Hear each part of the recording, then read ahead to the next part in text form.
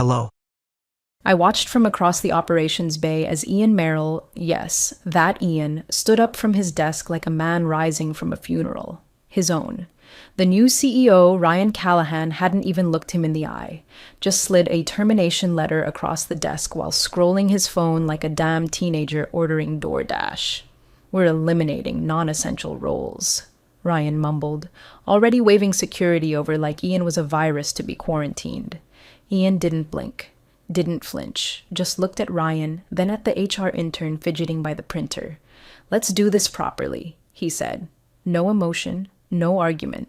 Like he'd already buried this company 100 times in his head and was just waiting for it to catch up.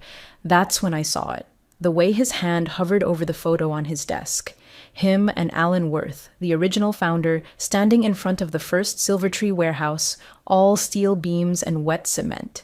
Ian looked at that photo like it was a grave marker. Then he walked out. No box, no goodbyes, just gone. If you're still listening, pause for 1 second and tap the subscribe button and like the video. 97% of people who watch these stories never do, but it helps keep this channel alive and lets us bring you more insane true stories like this one. Here's the thing no one at corporate seemed to remember.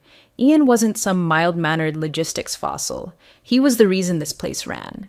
While Ryan and his strategy council were off installing ping-pong tables and hiring LinkedIn influencers, Ian was the one rebuilding the supply chain after the fire in '09. He was the one who got us through the vendor recall in 2014 when every third-party part from Guangdong arrived mislabeled.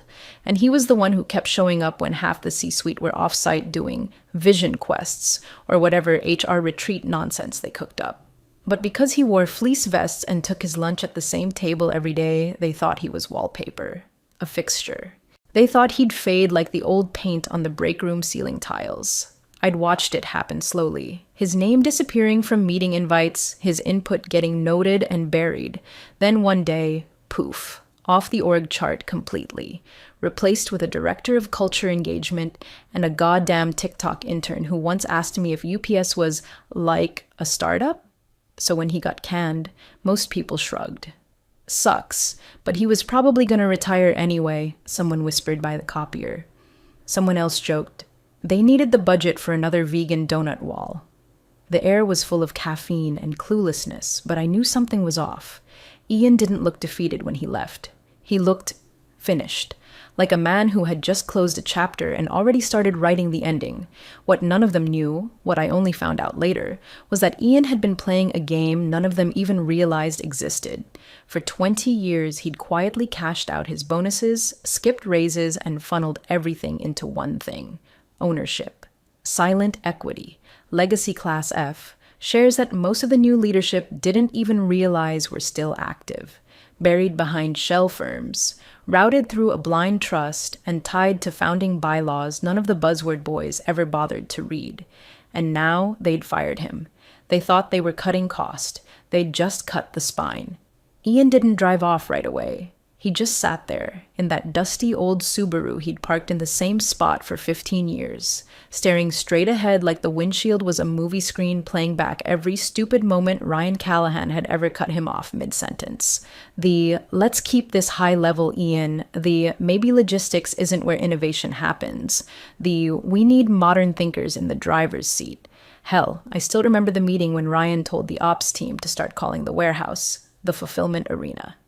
Ian didn't even blink, just clicked his pen, made a note, and moved on.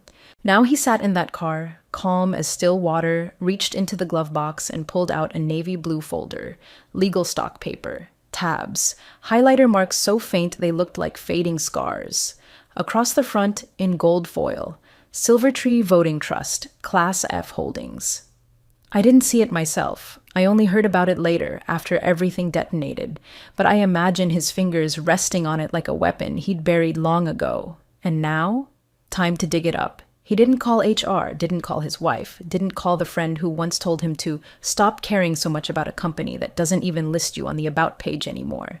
He called one person, Evan Rourke, former co-founder, now a lawyer running a sleepy one-man practice 2 towns over that still used fax machines and kept coffee in a percolator, the kind of man who reads bylaws the way priests read scripture. Ian said 6 words, Activate the conversion clause. I'm taking direct control. Evan didn't even ask why, just replied, understood. They never updated the bylaws. That's when it started. See, what no one realized, not legal, not Ryan, not the army of culture rebrand consultants they'd hired, was that Ian's equity wasn't gone. It was silent. Tucked away behind 3 shell companies, a blind voting trust, and a legacy clause from 2001 that allowed Class F shares to convert into direct voting rights at the discretion of the holder. Nobody ever questioned who that holder was, because nobody cared. Because Ian made himself small. Because he let them forget. But he hadn't forgotten. He hadn't forgotten the years of skipped vacations to buy another half point in Series B. Hadn't forgotten selling his second car when they almost missed payroll in '07 so he could make a bridge loan and secure an extra 0.%. Hadn't forgotten when they brought in Ryan, fresh from crashing a lifestyle app startup, and told Ian to mentor him on supply realities. Then erased Ian's name from the executive summary 6 months later. 83.2%. That's what he controlled. Not on paper you'd find in the HR binder, not in the investor slide deck, but in the filings Evan had kept pristine, double notarized, buried in a drawer no one else even had a key to. He didn't punch the steering wheel, didn't scream, didn't light up a cigarette like someone in a revenge movie. He just adjusted the air vents, turned off the dashboard display, and tapped his fingers once on the leather folder. They thought they'd walked him out. They had no idea he'd just stepped in. The next morning, the old brass bell over Evan Rourke's law office let out a tired clang as Ian stepped inside, the same way he had 2 decades ago with nothing but a 3-slide pitch and a handshake deal. The place still smelled like legal pads and dust, and the thermostat still read 66 because Evan said, "Cold minds think clearer."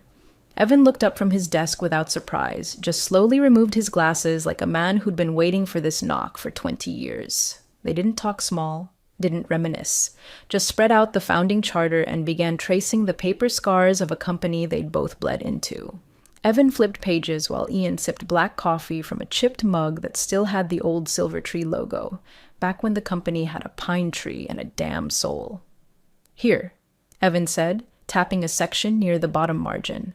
"Board expansions post-2015, none ratified by shareholder vote, executive appointments tied to Series D liquidity guarantees.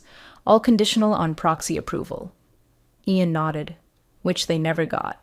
"They didn't even ask," Evan said. "Assumed the trust was dead, like you."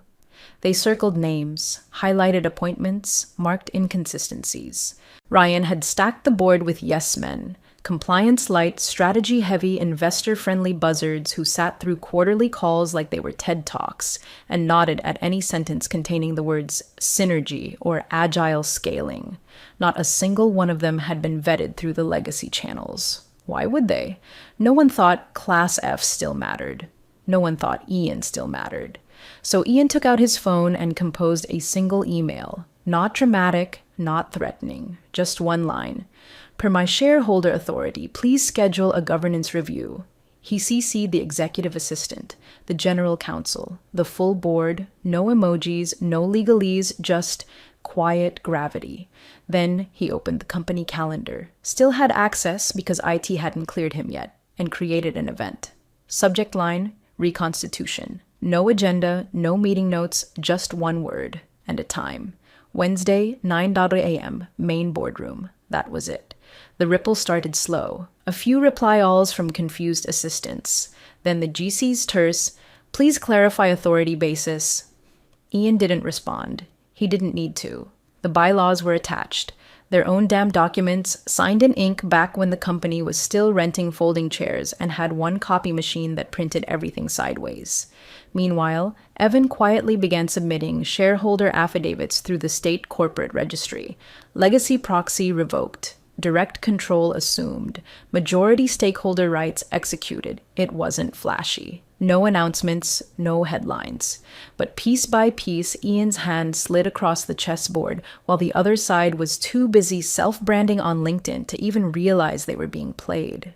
The new world wasn't built in bombast. It was built in footnotes. Footnotes that Ian had written, Evan had preserved, and Ryan had never bothered to read. He didn't want his job back. That wasn't the point. He was setting the table. and they were all about to choke on what they thought was theirs. Ryan Callahan was mid-sip on his $19 artisanal cold brew when the email came through. Subject: Reconstitution.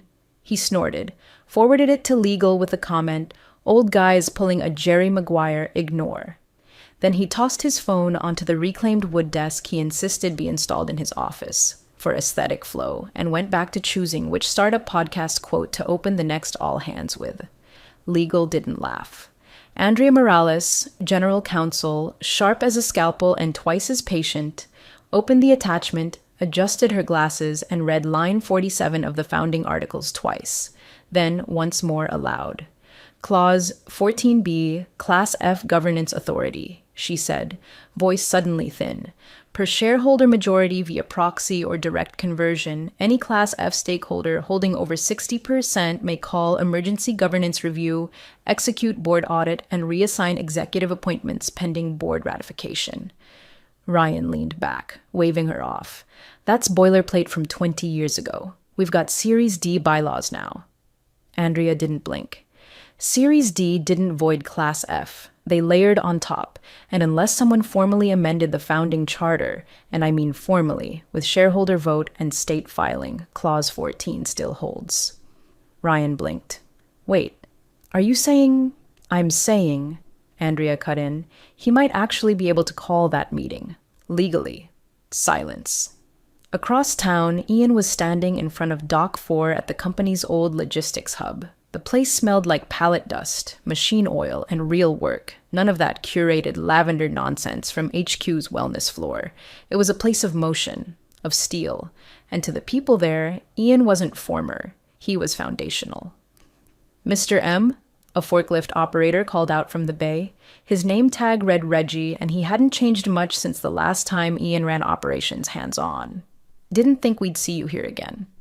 I could say the same, Ian replied, offering the man a firm handshake. He walked through the facility, nodding to old faces, noting who was still there. He passed Janet in receiving. She paused mid-scan and gave him a quiet smile. Still wearing the same jacket, huh, Mr. M? Still fits, Ian said, tapping the patch on his sleeve. Built this place wearing it. They made their way to the old corner office, now used as a break room. He found Nolan there, senior logistics manager, a workhorse, never polished, but never dropped the ball. Ian poured them both coffee from a dented pot that hadn't been replaced in a decade. If I needed your vote on something, Ian asked, voice low, would I have it? Nolan didn't hesitate. You never asked for credit, just results. Always said the warehouse didn't care who got the credit, just who showed up. Ian nodded once. I might need you to show up again, just once more. Outside, 2 more dock workers leaned on the railing and watched him walk out. He's really gone? One asked. The other shook his head. Doesn't look like a man who's gone. Looks like a man making rounds. They still called him Mr. M. No one told them to. No memo went out, no corporate farewell email. That's just who he was, even now. Back at HQ, Ryan tried to brush off the nerves by scheduling another team-building offsite and floating the idea of themed Slack emojis to boost morale. But the unease was spreading. Legal had gone quiet. Ops leads were unusually slow to reply, and someone from finance had just asked to re-review historical equity holdings. Something was moving under the surface, not loud, not flashy, just inevitable. The PDF loaded slowly, each percentage tick a nail through Ryan's thinning patience. He stood over Andrea's desk, half bent, radiating caffeine and indignation, while legal clicked through the preliminary shareholder roll. A routine compliance request, he thought. Just something to stall the old man. Then the cursor stopped. Andrea didn't say a word. She just turned the screen toward him and tapped a line halfway down. He squinted, confused at first, and then... Entity, Ridge Pine Holdings, LLC stake, 83.2% beneficial owner, Silver Tree Voting Trust, formerly under proxy, converted to direct majority control, active. The silence hit first, then came the heat, like all the blood in his body had decided to sprint in the wrong direction. 83, he croaked, the edge of a laugh caught somewhere between disbelief and a full-body dry heave. What the hell is this? This can't be right. Andrea didn't look up. It's been validated twice. The trust was structured through legacy Class F shares. He's been quietly acquiring stakes for over 15 years. But why wasn't this flagged? Ryan snapped. Why didn't you tell me? Andrea slid a manila folder across the table. Inside, a dated onboarding memo. You were advised to request a full cap table review during transition. You declined. Said you were not interested in old paper ghosts. He stared at the folder like it was written in Martian. I thought the trust was just ceremonial. You assumed, she said. No pity in her tone, just tired precision. You never asked who held the proxy, so we followed the existing structure. The pieces started connecting in Ryan's head, but it was like trying to catch a knife as it fell.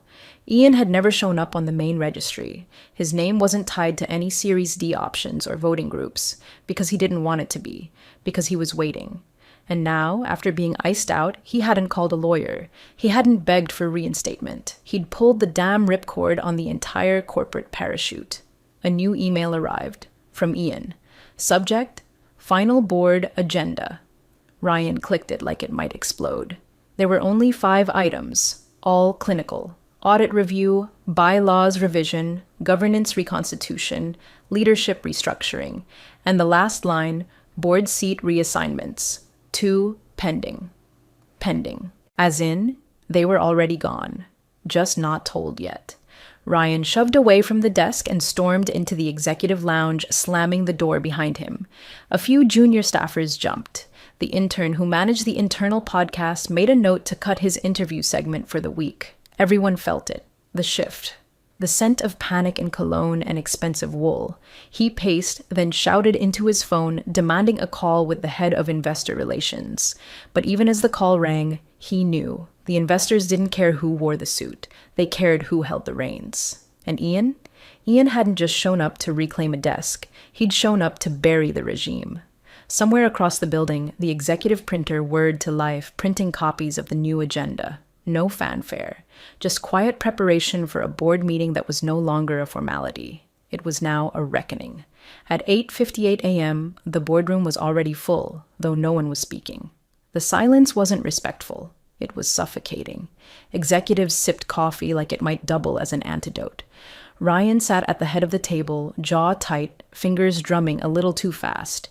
He'd worn a darker suit than usual. Less keynote ready, more damage control. The investors on screen from New York weren't smiling. Andrea from legal sat near the door, her laptop open, face unreadable. Then the door opened and Ian walked in. No fanfare, no clipboard, just the same fleece vest and steady gait. He didn't sit. He didn't need to. He placed a folder at the end of the table, his end now, and opened it without a word. The only sound was the air system clicking on above them. Let's begin, Ian said. No tremor, no emphasis. Just the voice of a man who'd waited long enough. I'll keep this short, he continued, sliding a single page forward. This is a list of all executive decisions made without shareholder majority oversight over the last 18 months. New hires, expense authorizations, vendor shifts, DEI rebranding consultants, culture platform investments. You'll see the original budget approvals here. He tapped a column. And the actuals here. He passed copies down the table. Now, I'd like to ask each of you something simple, Ian said, folding his hands. Did you vet this expense? He looked at CFO Callan, who froze. No, Callan muttered. It was greenlit by strategy. And this hire? He asked the CHRO, sliding a page across. I was told it was aligned with investor priorities, she said quickly, eyes darting to the screen. This strategy? Ian asked Ryan, now visibly sweating. It was an agile realignment, Ryan said, voice pitched, approved by the branding task force. Ian didn't smile. He just blinked slowly. The one with no board review, no reporting requirement, and no internal audit trail?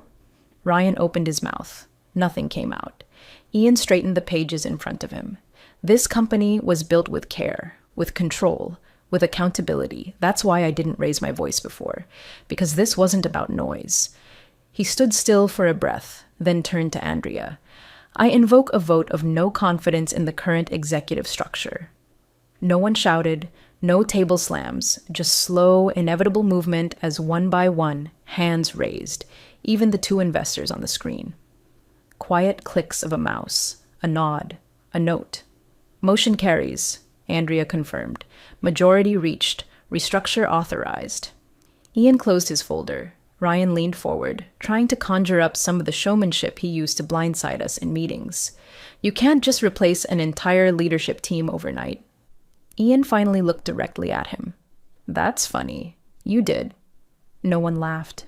As the meeting wound down, a few execs leaned in close to Ian, quiet voices, hushed tones, whispers of, if there's a place for me under the new structure, I'd be honored, and I always respected your leadership. Just tell me where I can help. Ian nodded politely, said nothing. He didn't come for favorites. He didn't come for apologies. He came to reset the table, and now that the hands were raised, the house of cards was coming down. Quietly, precisely, permanently. Ryan leaned back in his chair, desperation fraying the corners of his voice. You don't understand modern governance, he said, the words coming fast now, panicked, like a man trying to unbuckle his seatbelt mid-crash. This isn't how we handle restructures in the current landscape. You're making a massive reputational error. I built the logistics backbone, Ian said quietly, cutting through the room like a scalpel. You built debt. Silence.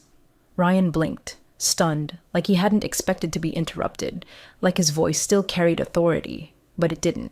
Not anymore. Not in this room. Not in a room where every vote had already been counted and every page already signed. Ian didn't move theatrically. No dramatic flair. Just reached into his folder and withdrew a single envelope, thicker than it looked. He passed it to Andrea, who stood and distributed its contents with the precision of a closing attorney. 10 envelopes, cream stock, corporate watermark, each one with a name in careful black ink, final notices, termination letters for every member of the executive team, effective immediately, reviewed, notarized, and enforceable, including Ryan's. Some eyes widened. Others dropped to the table. One exec exhaled slowly through his nose, like he'd known this day was coming but prayed it wouldn't. Authority for these actions has been verified, Andrea said, emotionless. Corporate compliance is in place. Severance will be administered per clause 6.2 of your amended contracts. Ryan stood now, half lunging across the table. You don't get to do this. This is my company. Ian didn't flinch. It was your performance deck. This is still my company. Before Ryan could reply, the boardroom door opened. 2 members of security entered. Not aggressive, not rushed, just professional. Like they were showing up for a scheduled service call. They looked to Ian, who gave the slightest nod. Ryan's mouth moved, but no sound came out. He looked around the room for support, for a glance, a nod, anything. But no one met his eyes. Not one. The same C-suite team that had cheered when he replaced Ian were now staring at the table, their hands folded like students awaiting detention. I'll contest this, Ryan muttered as the guards approached. You'll see. You should, Ian said. It'll give the new leadership time to clean up your mess. One of the guards opened the door. Ryan didn't move. For a moment, it looked like he might shout, might launch into one of those classic vision alignment tirades he loved so much. But nothing came. Not a word. He walked out the same way Ian once had, but no one clapped. No one reached out. No one spoke. Ian watched him go, then turned back to the room. Effective immediately. I'm naming interim leadership. He placed a slim binder on the table. Karen Delaney will serve as CEO during transition. She knows the ops systems better than anyone in this room. I mentored her 10 years ago. She kept the lights on while the rest of you were at offsites. A murmur, quick and quiet. Karen? Warehouse Karen? Ian didn't smile, but his eyes said enough. It's time to rebuild from the inside out. He didn't wait for applause. There wouldn't be any. Just stunned silence and a chair left spinning slowly at the head of the table. The office didn't look different. Same glass walls, same curated succulents, same brand palette of ocean blue and mindful beige. But something had shifted, like the air pressure had dropped. You could feel it in the halls, in the way people stopped speaking in acronyms, in the way Slack threads actually slowed down and emails got clearer. Ian never moved back into his old office, didn't even sit at the head of any table. He worked quietly from a small room near the freight elevator, one of the old supply closets they'd converted into a workstation years ago. No nameplate, no title, just a laptop, a stack of operations briefs, and a rotating cast of department leads sitting down one by one to explain what was broken and what they needed to fix it. He didn't yell, didn't micromanage, just asked the same 3 questions again and again. What do you need to do it right?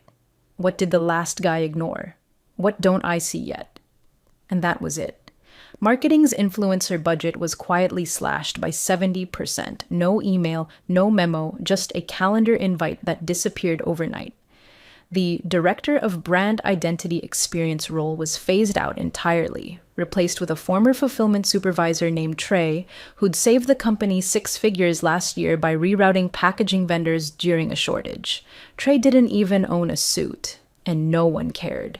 Karen Delaney, interim CEO, ran a lean ship. Weekly ops reviews, floor walkthroughs, a standing invite in her calendar that simply read, "Ask me anything. Warehouse. Wednesdays, 11:1. Employees started whispering. He never raised his voice. He never had to. You feel it, right? Like, it's working again. There were no big press releases, no brand relaunch, just a steady, unmistakable hum of competence returning. Vendor payments stabilized. Retention went up. 3 major clients who'd been circling the exit re-upped their contracts without being asked. One of them wrote in their renewal note, "Glad to see the grown-ups are back." The media caught on weeks later. A tech blog ran a quiet headline. "Strategic correction by legacy investors brings Silvertree back to core." No clickbait, no drama, just 4 paragraphs of clean, respectful reporting. The photo they used wasn't Ian. It was the original warehouse, half-built, covered in dust and scaffolding. That night, Ian got an email. 1 line, no subject. "Glad you kept the soul intact. E. Evan."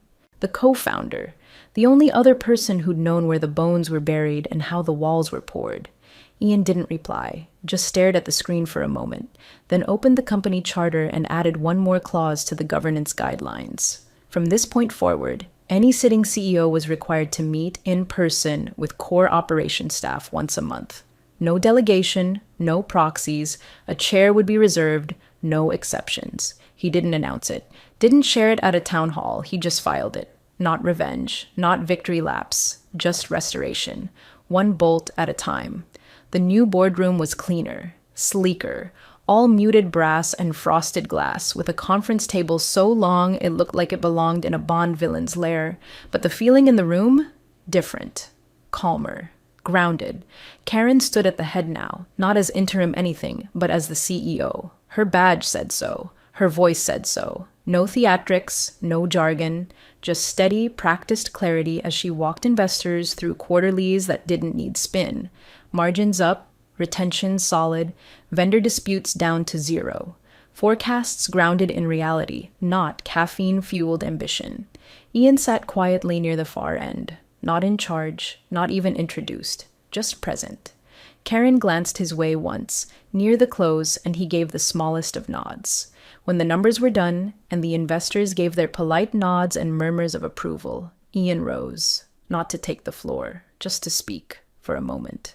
"This isn't about me," he said, looking around the table. "It never was, and it shouldn't be." His voice was soft, but the kind that made people lean in without realizing it.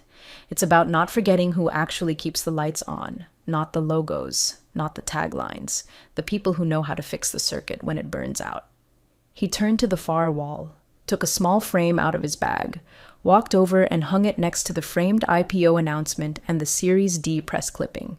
The photo was old, faded in spots. 5 people standing in front of a half-built warehouse, hoodies, steel-toed boots, smiles that weren't for show. The original crew, back when the name Silvertree meant something other than scalable synergy and branded mugs. No one said a word. Ian looked once at the room. No pride, no sadness, just completion. Then he turned to the door, paused, and said, almost to himself, "Dismiss the quiet ones all you want. Just don't forget to check the ownership." He didn't wait for applause. He didn't need it. The door clicked softly behind him. Karen stood taller.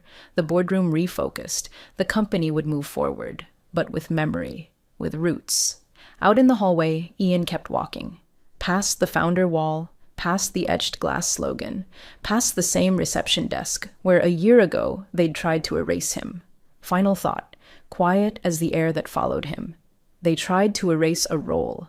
I erased the regime. Bye-bye.